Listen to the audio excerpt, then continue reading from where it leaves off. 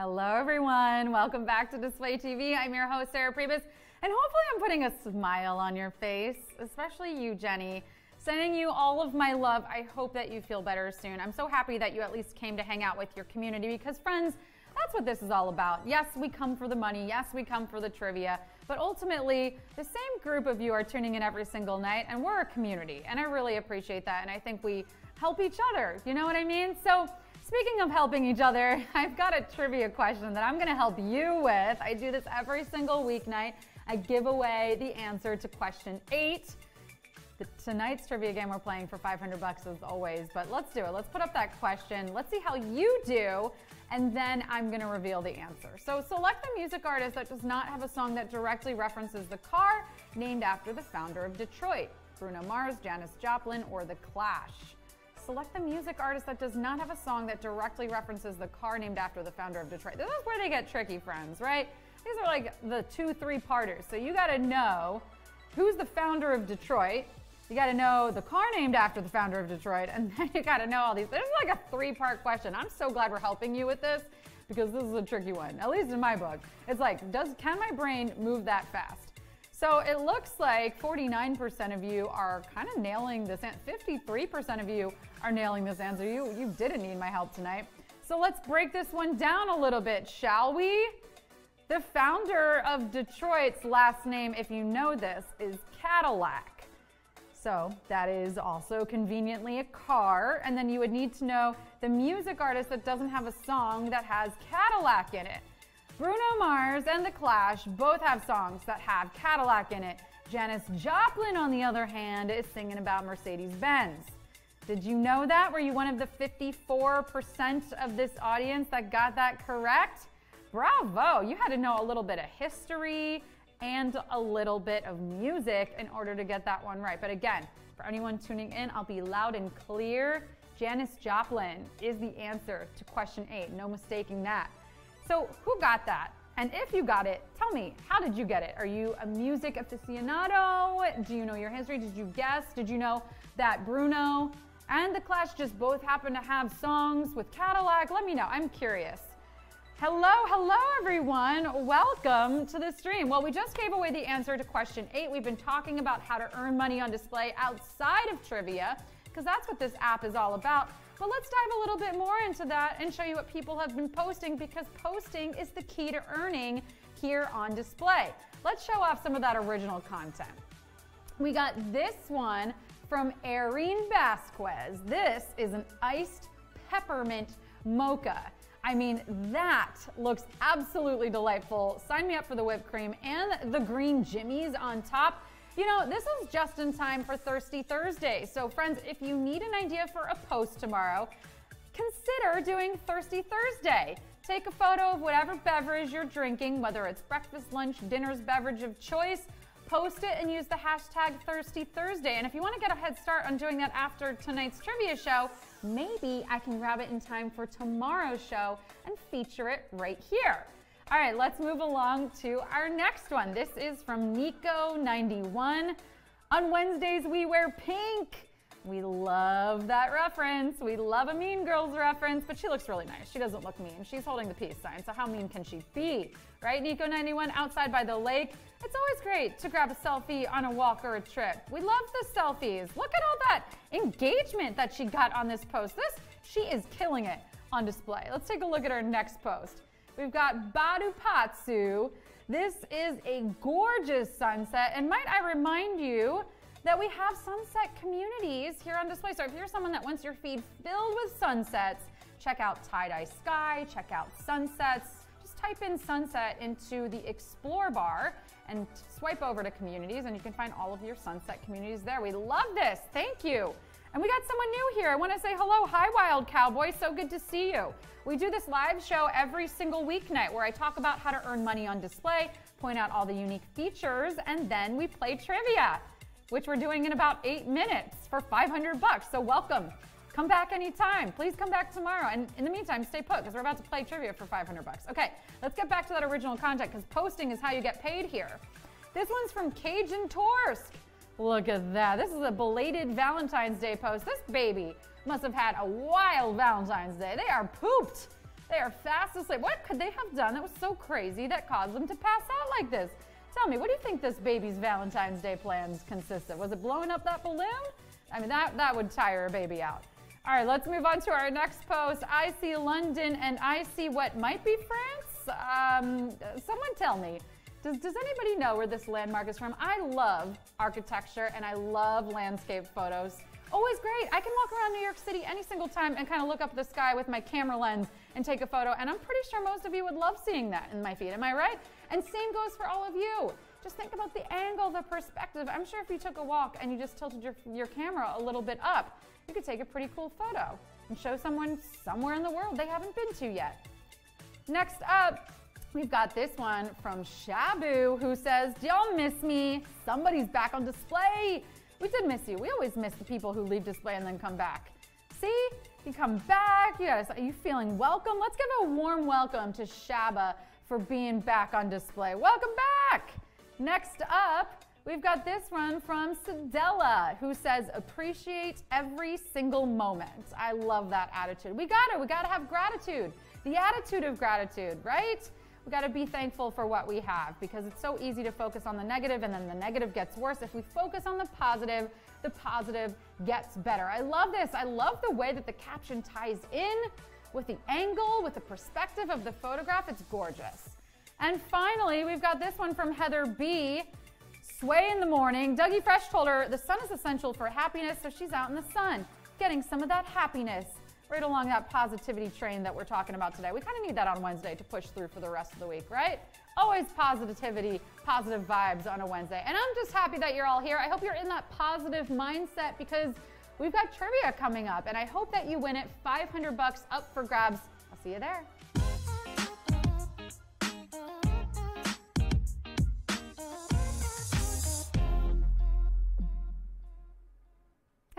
Everybody, and welcome to an all-new round of Display Trivia. I'm your hostess with the mostest, your quiz queen, Sarah Pribis. Never played with us before? That's okay. There's no need to be nervous. Everyone has to start out somewhere. You should have seen my first day hosting this thing. I got so nervous, I read the answers instead of the questions, which would have been great if this was Jeopardy! The point is, we all make mistakes, but the fear of those mistakes is no reason not to play the game. You miss 100% of the shots you don't take, but you can usually make about a third with your eyes closed. I know, crazy. But let's not waste any more time, because I know that y'all are here, you're committed, and you're ready to get down and dirty with some rules. You'll have 10 seconds to answer 10 questions each. When the question appears on your screen, choose carefully, because once you tap, there is no going back. If you get one wrong, though, just keep playing. Make sure you're connected to Wi-Fi and that you're holding your phone vertically. Your winnings will appear in your display bank account if you're actively posting and have your profile all set up and ready for action. Now, before we get started, let's do a quick warm-up, shall we? You think those Olympians get out on the ice without at least a quick stretch? No way. Neither should you. So, would you rather take first place, take the money, take 5? The cool thing about display trivia is that if you take first place, you also take the money. So no need to choose in real life if you're lucky enough to win. Or maybe it's not luck and you're genuinely that smart. But 70% of you say take the money. 24% of you say take first place, and 8% of you take 5. You ready to throw caution to the wind? Well, make sure you've got your seatbelt on. Yes, you ready to go? Vishal 7079 is veg fry rice is just in time. It's time for display trivia.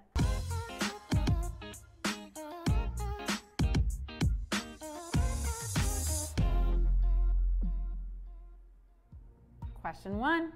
What is the name of the punctuation that ends a sentence? Period, Bigfoot, sea monster.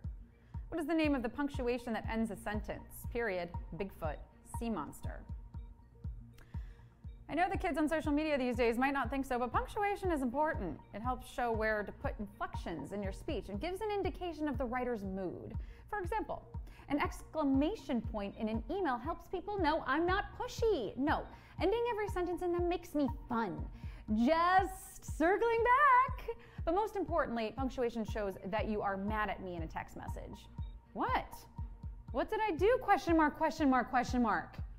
Look, punctuation can mean different things to different people, but when you want to send a sentence, you need a period. Period. Full stop. Wait, no, don't stop. We're only on the first question. But 97% of you got that. Let's do Q2. Since 1995, traditional M&Ms have come in all of the following colors except blue, green, purple. Since 1995, traditional M&Ms have come in all the following colors except blue, green, purple. Please keep in mind we are asking about the traditional M&Ms. You know, the ones that work a sensible 9 to 5 down at the office, then come on home to the missus wearing her pearls and apron and setting out the perfectly cooked pot roast just as the kiddos, little Billy and little Sally, are coming in for playing outside. Except there's a twist. The family dogs in the neighborhood have started to go missing. Sheriff Ramsey can't quite seem to figure it out. And, okay, I'm going to stop myself there. I have been planning a murder mystery party, and I am starting to bring it to work. Look, Sarah, not everyone needs to die for the party to work. You've got your cream puffs from Costco thawing out on the counter, and everyone's going to love your decorations. Traditional M&Ms come in blue, green, brown, red, yellow, and orange. They came in purple when the candy was first released, but that color has since faded from memory. 90% of you knew that. No purple. Question 3. Which of the following is not typically a standardized test used to apply to graduate school? GRE, PSAT, LSAT. Which of the following is not typically a standardized test used to apply to graduate school? GRE, PSAT, LSAT. Graduate school? Well, that feels like an oxymoron. You know, one of those things that two opposites put together. Like, if you're a graduate, why do you need more school? Haven't you completed that already? That's like saying I need to go put on my fancy sweats and drive on down to the Luxury Joe's Crab Shack to eat some of my favorite jumbo shrimp. Okay, so yeah, that sounds like a really great date night. Does Joe's Crab Shack have a VIP lounge? If so, why am I just now hearing about it? You'd think if you get your photo on the wall for finishing the entire seafood tower in under 45 minutes, you'd get instant access, but apparently I'm just some nobody. The point is, graduate school is the next round of schooling after you graduate from a university, and the only test on here you wouldn't take for that is the test that's before the test that gets you there in the first place. The pre-SAT. PSAT is the answer. 83% of you got that. Question 4. Select the closest translation to the phrase, que sera, sera. What will be, my house is your house, seize the day. Select the closest translation to the phrase, que sera, sera. What will be, my house is your house, seize the day. Translations are important, especially accurate ones. And you can't assume that just because two words in different languages sound the same, they mean the same thing. No, no, no. Rookie mistake. Soy embarazada might sound like the Spanish for I'm so embarrassed, but I promise if you say it in the wrong context, you'll end up feeling, what's that? Well, very embarrassed. Because in Spanish, embarazada doesn't mean embarrassed, it means pregnant. And to accidentally blurt that will only further the embarrassment, especially if you're in the middle of a Catholic church service in Mexico. Word to the wise, probably just stay quiet during those, no matter what language you speak. The nuns were not super happy with me, and dare I say, maybe a little jealous? But que sera, sera, what will be. Unless you're super smart, then, you know, you've got this game in the bag. 95% of you just might. Question 5. Kiefer Sutherland formerly starred in a show whose season took place over what length of time? 1 day, 1 week, 1 month. Kiefer Sutherland formerly starred in a show whose season took place over what length of time? 1 day, 1 week, 1 month. Look, it doesn't necessarily matter how long the length of time covered by the show is. If I like it, there are enough seasons on streaming, and Mama got the couch to herself for the whole weekend, well, then there is no telling how long I'll binge for. And Netflix has the nerve to ask me if I'm still watching, like somebody else is waiting in line for Parks and Rec. Netflix, this isn't an old school library. We can all watch stuff at the same time. Also, if it was, you'd also be shh-ing me, because I cannot stop screaming. Yeah, I have this weird thing where my body thinks it's laughing, but it's actually shrieking. Another reason why I like to watch comedies alone. Kiefer Sutherland's show was 24, named as such because the season contained 24 episodes, and each episode took up an hour of time in a day. Good thing I didn't star in this, because there'd be 8 episodes in the middle of me just sleeping. 87% of you got that, halfway there. Question 6. Ejiao is a food product that would be made from which animal character? Shamu, Eeyore, Babe. Ejiao is a food product that would be made from which animal character? Shamu, Eeyore, Babe. Controversial question here, but Why is it okay to eat some animals and not others? And no, I'm not talking about meat, as in pets versus farm animals. I'm talking about the animal crackers. Have you noticed that the lions taste better than the bears? There's no reason that they should, and yet they do. In the same way that the more expensive laundry detergent I bought from Target instead of Walmart makes my clothes cleaner, even though it was the exact same brand. Or stealing candy from a baby makes the candy taste better. Did I just admit to being a bad person? I plead the fifth. I also plead the fifth on Edgy Al because I'm really not sure how I feel about it. It's gelatin made specifically from donkey. Sorry, Eeyore. One more thing to be depressed about, I guess. 87% of you got that. Question 7. Which of the following religions is the oldest? Rastafarianism, Baha'i faith, Mormonism. Which of the following religions is the oldest? Rastafarianism, Baha'i faith, Mormonism. So we are asking, of these three, which religion is the oldest? And I gotta say, just because it's the oldest doesn't mean it can't still have the most fun. This is one religion who will sleep when it's dead, okay? Just because it's over 50 does not mean it needs to join AARP or eat dinner at 4 p.m. It can still hang with the youngins. Just because it's an old religion doesn't mean it needs to be boring. Look at Hinduism. She was going on 4,000, and whoa, has she got some stories. Hello, the Kama Sutra, anybody? She might not be young, but whoa, she is limber. All of these religions are relatively new as far as religions go, with Rastafarianism officially taking shape in the 1930s, Baha'i establishing as a faith in 1844, and Mormonism forming in 1830. Girl, you're almost 200, which means your best years are still way ahead of you. Mormonism is your answer. That's right, 82% of you. Question 8. Select the music artist that does not have a song that directly references the car named after the founder of Detroit. Bruno Mars, Janis Joplin, The Clash. Select the music artist that does not have a song that directly references the car named after the founder of Detroit. Bruno Mars, Janis Joplin, The Clash. Have you noticed people love songs about cars? Yeah, cars as a song topic is probably up there with love and parties that go all night long. Note, songs about parties are never just about small get-togethers. They have to be about ragers, out on the dance floor, doing shots, going all out. But I say enough is enough. Why does the party and the song always have to be a rager? I want a song about a quiet gay night with friends, some candles, a nice charcuterie, and a curated playlist with all the best adult contemporary, okay? Make a #1 hit about categories. Then I'm on board. The founder of Detroit, Michigan, was Antoine Lame de la Mothe Cadillac. And in That's What I Like, Bruno Mars tells you to jump in the Cadillac. The Clash touts their brand new Cadillac, but my girl Janis Joplin never sings about the American automaker. She wants a German-made Mercedes-Benz. 91% of you got that. Maybe you tuned into the pre-show. I gave away Q8. Let's do Q9. Which of the following products is fueled by a chemical reaction with the compound C2H3NaO2? Pregnancy tests, hand warmers, drain cleaner. Which of the following products is fueled by a chemical reaction with a compound C2H3NaO2? Pregnancy tests, hand warmers, drain cleaner. You would think that you need to work on your chemical reactions with a scientist. However, I'm working on my chemical reactions with my therapist. Look, I don't want a chemical react so much as I want a chemical respond. That is a sign of growth when you can decide how you will participate in the situation. You control your reactions. Your reactions do not control you, okay? That's right, hydrogen. Just because you come in contact with oxygen doesn't mean you have to light up and explode. Maybe start with some deep cleansing breaths first, right? Picture your happy place. There we go. The compound C2H3NaO2, otherwise known as sodium acetate, is the active ingredient in disposable hand warmers. I know, I thought they were magic too, but as it turns out, just science. 75% of you got that. Are you ready? Because it's time for the final question. Question 10. Select the character from Shakespeare who does not give a soliloquy. Ophelia, King Lear, Romeo.